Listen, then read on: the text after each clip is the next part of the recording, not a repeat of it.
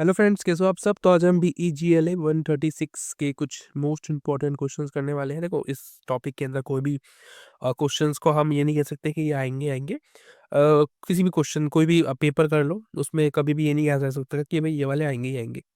Possibilities सबकी रहती है, कुछ ना कुछ हो सकता है, कल क्या पता कुछ डिफरेंट आ जाए, कुछ कह नहीं सकते।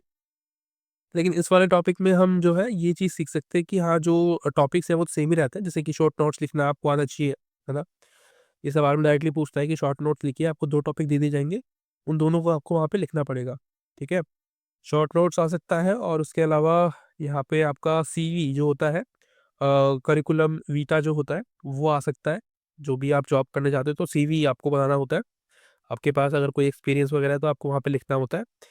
वो ये इस कुछ ऐसे होता है, तो ये आपको पता होना चाहिए। 2 चीज़ें यहाँ पे मैंने कराई है आज। अगर आपको 4 वीडियोज़ भी चाहिए होंगे तो मुझे आप बता देना कमेंट करके, कोशिश की जाएगी वीडियोज़ आ जाए। सबसे पहला जो क्वेश्चन है, जो टॉपिक में पूछ रहा है शॉर्ट नोट्स के अंदर कि भाई essential of good service, customer service. तो ये इसका मतलब क्या होता है, यानी कि ज़रूरत आपके अंदर क्या-क्या स्किल्स होनी चाहिए कि आप एक गुड सर्विस कर दो अपने कस्टमर्स को। आप इमेजिन करो कि आप एक शॉपकीपर हो, ठीक है? शॉप चलाते हो, आपकी दुकान है, कोई भी दुकान हो सकती है, इलेक्ट्रिकल शॉप हो सकती है या किसी की अंडरवियर्स की दुकान हो सकती है, अंडरगारमेंट्स की दुकान हो सकती है या कोई और भी शॉप हो सकती है, आप बिज़नेसमैन हो सकते हो। तो आप अपने कस्टमर को कैसे अच्छे से सर्व करोगे? तो उसके लिए कुछ एसेंशियल्स होने चाहिए, कुछ ज़रूरी बातें जो कि आपको हमेशा याद होनी चाहिए। तो मैंने कुछ ऐसे लिखा है, इस तरीके से डायग्राम बना के। वैसे हम नॉर्मली जो नोट्स बनाते हैं वो कुछ ऐसे ही बनाते हैं, ठीक है? फ्लो चार्ट्स बना के और डायग्राम्स की यूज़ करके, ताकि जल्दी से चीज़ों को हम रिवाइज़ कर पाएँ।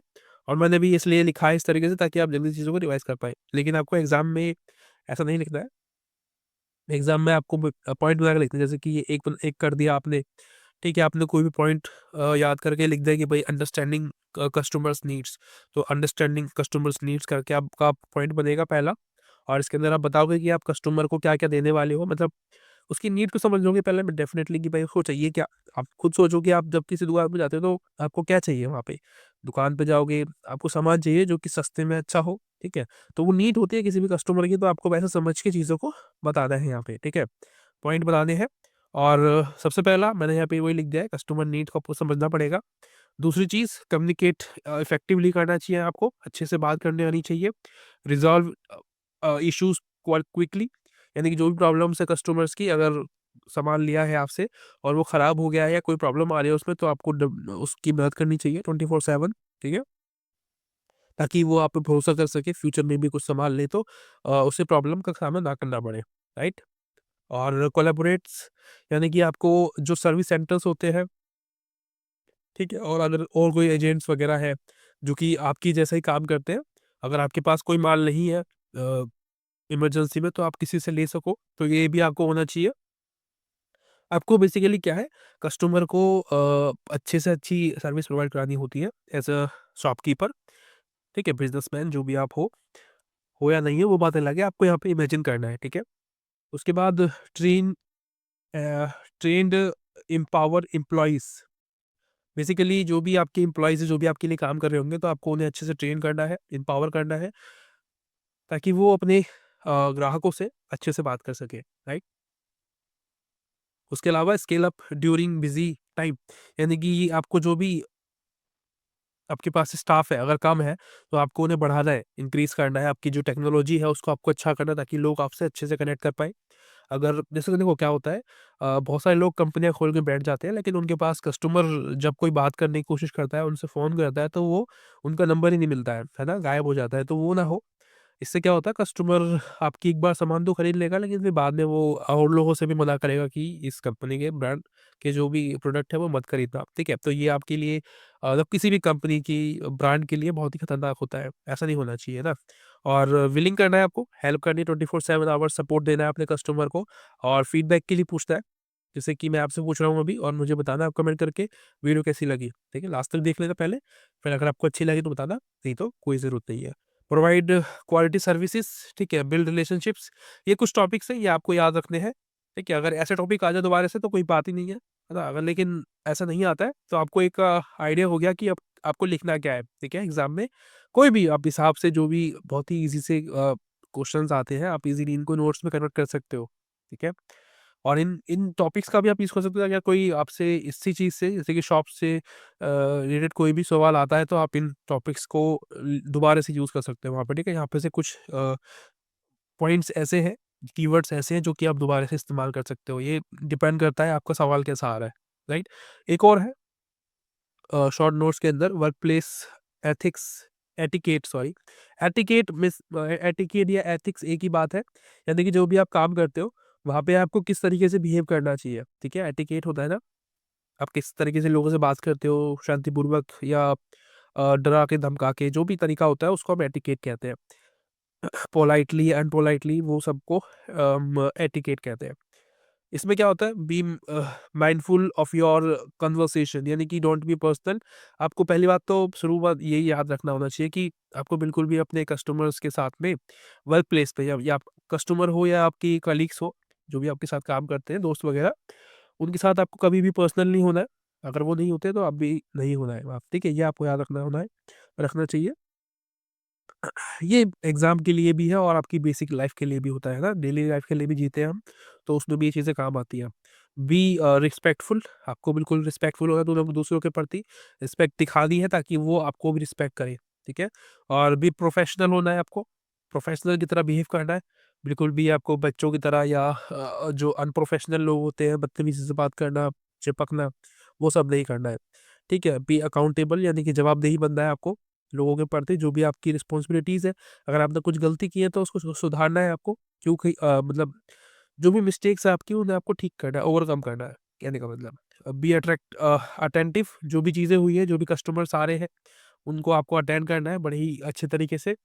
और mindful of your body language, आपको बिल्कुल स्ट्रेट खड़ा होना चाहिए, है ना? अपने जहाँ पे भी आप काम करते हो ऑफ़िस पे, बड़े ही अच्छे से आपको बात करनी है, स्माइल अपने फेस पे रखनी चाहिए हमेशा। बी अ टीम प्लेयर, आपको एक खिलाड़ी बनना है, कहने का मतलब। जब भी आप खा रहे हो तो देखिए आस-पास में कोई लोग तो नहीं है, दिक्कत तो नहीं हो रही है आपके खाने से, क्योंकि कुछ लोग ना चप-चप करके खाते हैं तो आवाज़ आती है, तो वो इरिटेटिंग होती है बहुत ज़्यादा, तो ये भी आपको याद रखना है। अवॉइड निस्टी पॉलिटिक्स, यानी कि जो भी गंदी राजनीति है वो आपको अवॉइड करनी चाहिए। नेवर क्रिटिसाइज़, आपके कस्टमर को आपको कभी भी क्रिटिसाइज़ नहीं करना है कि देखो ये कैसा है। वो आपका कस्टमर है, चाहे वो कैसा भी हो, है ना? Be mindful of your eating, इस सॉरी ये दोबारा से आ गया। बी अ गुड लिसनर, ये तो बहुत इंपॉर्टेंट है, आपको एक अच्छा लिसनर होना चाहिए तभी आप अपने कस्टमर की नीड्स को समझ पाते हो। बी ऑर्गेनाइज, यानी कि जो भी आपके पर्सनल इश्यूज होते हैं वो हमें लोगों को शेयर नहीं करने हैं। जब अपने कस्टमर के सामने हम चल रहे हैं अपनी पर्सनल लाइफ को, पर्सनल लाइफ हमारे दिमाग में चल रही है और आप उसके सामने अच्छे से प्रेजेंट नहीं कर रहे हैं अपने कंपनी को, तो वो भी सही नहीं है। और हाइजीनिक होना बहुत ज़रूरी है, आपको साफ-सुथरा रहना है, रोज़ नहा के जाइए। बी पॉज़िटिव और be considerate, be on time, ये भी इम्पोर्टेंट है, ठीक है? तो ये चीज़ें हैं कुछ पॉइंटर्स, ये आपको बहुत हेल्प करेंगे आपके एग्ज़ाम में। ये ज़रूरी नहीं है कि ये सिर्फ़ इसी में ही लिखे जाए हों, ये आप कहीं पे भी लिख सकते हो इन पॉइंट्स को, अब डिपेंड करता है आपके टॉपिक्स क्या पूछे जा रहे हैं एग्ज़ाम में, ठीक है? एक और टॉपिक रह रहा है अभी, वो भी इम्पोर्टेंट है, उसको भी देख लेना एक बार। क्या है कि सीवी पूछ रहा है, आपकी जो भी पसंदीदा जॉब होती है, उसके लिए आपको सीवी बनाना है, ठीक है? तो मैंने यहाँ पे आपको एक फॉर्मेट बता दिया है कि आप कैसे बना सकते हो सीवी को। डायरेक्टली आपको अपना नाम लिखना है टॉप पे, या आपका नाम जो भी है, आप कोई डमी नेम भी यूज़ कर सकते हो, ज़रूरी नहीं है कि आपको अपना नाम लिखना है। अपना मोबाइल नंबर यहाँ पे लिखना है आपको और अपना ईमेल एड्रेस, ताकि आपको कॉन्टैक्ट करने में दिक्कत ना हो, ठीक है? आपको ये मोबाइल नंबर नहीं लिखना है, यहाँ पे आपको लिखना है कॉन्टैक्ट, ठीक है? कॉन्टैक्ट में फिर आपको जीमेल भी वहाँ पे ऐड कर देना, ताकि आपके जीमेल पे कोई कॉन्टैक्ट कर पाए, यानी कि ये फॉर्मल तरीका होता है, जब भी हम सीवी लिखते हैं जॉब के लिए, ठीक है? और समरी में आपको क्या करना होता है, आपको एक मोटा-मोटा सा अपने बारे में बताना होता है कि आप कैसे व्यक्ति हो, ठीक है? पॉजिटिव या नेगेटिव जो भी है, वो आपको यहाँ पे एक्सप्लेन करना है कि भाई highly motivated and enthusiastic 2 years of 2 years experience in Hindi literature, तो मैं यहाँ पे जो है टीचर के रूप में मैंने यहाँ पे लिखा है कि टीचर के लिए, एक हिंदी टीचर के लिए यहाँ पे हम जॉब के लिए अप्लाई कर रहे हैं with a proven ability to create engaging and effective learning environment. तो ये कुछ लाइन्स मैंने यहाँ पे लिख दी है ऐसे ही, ठीक है, हवा-हवा में। आपको भी लिख देनी है, कौन-सा वहाँ पे आपको कोई जॉब थोड़ी दे रहा है। ये आपको दिखा दें कि ऐसा हो रहा है और आपको एजुकेशन जो भी आपकी क्वालिफ़िकेशन है वो आपको यहाँ पे मेंशन करनी है कि भाई बीए डिग्री ले रखी है आपने हिंदी ऑनर्स में और एमए कर रखी है आपने हिंदी लिटरेचर में। ये करके आपको यानी कि यूनिवर्सिटी जो भी हो, आप दिल्ली यूनिवर्सिटी से कर सकते हो, इग्नू से कर सकते हो, कोई भी पर्सनल कोई मतलब कोई अलग यूनिवर्सिटी भी हो सकती है, तो ये आप लिख सकते हो। उसके अलावा एक्सपीरियंस आपको बता दें कि आपके पास कितने साल का एक्सपीरियंस है तो आप लिख दो, अदरवाइज़ नहीं है तो छोड़ो। ठीक है? अगर एक्सपीरियंस है तो दिल्ली पब्लिक स्कूल में आपने पढ़ा रखा है, ठीक है? हिंदी टीचर के रूप में। कब तक पढ़ाया है वो आप लिख दोगे कि भाई 2 साल, 3 साल जो भी है, जो आपने ऊपर लिखा था ना 2 साल का एक्सपीरियंस, उसी के आधार पे आपको यहाँ पे लिखना पड़ेगा। और फिर आपने अगर जैसे कि 2 साल लिखा है, अगर यहाँ पे लिख दिया 2 साल, तो फिर ठीक है। अगर आपने लिखा कि यहाँ पे आपने कम लिख दिया, भई मैंने सिर्फ़ 1 साल पढ़ा है, तो 1 साल आप कहाँ थे? आपने कहीं और पढ़ाया होगा, तो वो आपको बताना पड़ेगा कि हाँ, 1 साल मैंने यहाँ पे पढ़ाया है, तो मेरे को पास 2 साल का एक्सपीरियंस है, ठीक है? अब बात करते हैं स्किल्स की। लास्ट टॉपिक यही है हमारा स्किल्स। तो यहाँ पे आपको स्किल्स भर भर के लिखनी है आपके बारे में और काफ़ी एलैबोरेट करके लिखना है सब कुछ। काफ़ी मतलब पॉइंट्स में बता के लिखना है कि ताकि जो भी पढ़ने वाला है उसको बड़ा इम्प्रेसिव सा लगे, अच्छा सा लगे। तो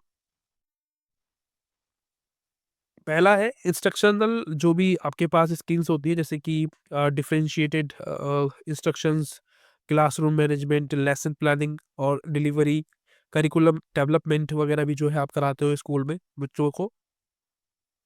उसके बाद इंटरनल पर्सनल स्किल, कम्युनिकेशन और कोलैबोरेशन, थोड़ी स्पेलिंग साइड मिस्टेक हो सकती है क्योंकि मैंने खुद ही लिखा है जल्दी-जल्दी में और काफ़ी अजीब-सा लिख रहा होगा मुझे पता है। पर आपको समझना है जो भी मैं आपको बता रहा हूँ। इंटरपर्सनल स्किल के अंदर कम्युनिकेशन और कोलैबोरेशन होता है। उसके अलावा प्रॉब्लम सॉल्विंग और क्रिटिकल थिंकिंग वाला जो होता है वो आप कराते हो स्कूल में अपने बच्चों से, क्लासरूम में बच्चों से। बिल्डिंग रिलेशनशिप्स और यानी कि अपने जो भी बच्चे को आप पढ़ाते हो, उसके साथ एक संबंध बनता है टीचर का, ठीक है? और मतलब गुरुजी का और जो उसके विद्यार्थी होते हैं, उनके बीच में एक एक संबंध होता है, ठीक है? अध्यापक का और एक विद्यार्थी का। तो वो बहुत ज़रूरी होता है, ताकि बच्चे को ऐसा लगे कि ये मेरे टीचर हैं और मुझे अच्छा गाइड करेंगे। टेक्निकली जो है आपको Microsoft office, Photoshop, Google suit Google document ये सब आते हैं। तो ये आप बता सकते हो कि अगर आपके पास कोई टेक्निकल नॉलेज भी है, तो वो भी आप यहाँ पे मेंशन कर सकते हो। ठीक है? और आपने वॉलंटियरिंग एक्सपीरियंस भी है आपके पास। ये कुछ तरीके हैं ये इससे आप जो है अपने आंसर्स को लिख सकते हो और वहाँ पे कोई वर्ड लिमिट नहीं दी हुई है अपने आपके क्वेश्चन पेपर में, ठीक है? तो आपको उससे घबराना नहीं है कि क्या कम है, ये ज़्यादा है। वहाँ पे कोई नंबर लिमिट नहीं है, आपको ब ज़रूरी भी नहीं है कि आप पूरा पेपर भरोगे तभी आपको नंबर मिलेंगे। यहाँ पे ऐसा ही होता है इस वाले एग्ज़ाम में, आपको जितना पूछा गया है, उतना आपको आंसर लिखना होता है, ठीक है? ऐसा नहीं है कि आप पूरा पेपर भर के आओगे वहाँ पे ज तभी आपको नंबर मिलेंगे। इस वाले पेपर में ऐसा नहीं होता है, ठीक है? आशा करता हूँ वीडियो आपको अच्छी लगी होगी और जो भी आपके कमेंट और ओपिनियन है, फीडबैक है, वो मुझे ज़रूर बताना कमेंट बॉक्स में। मिलते हैं अगली वीडियो में, तब तक के लिए bye, thank you so much.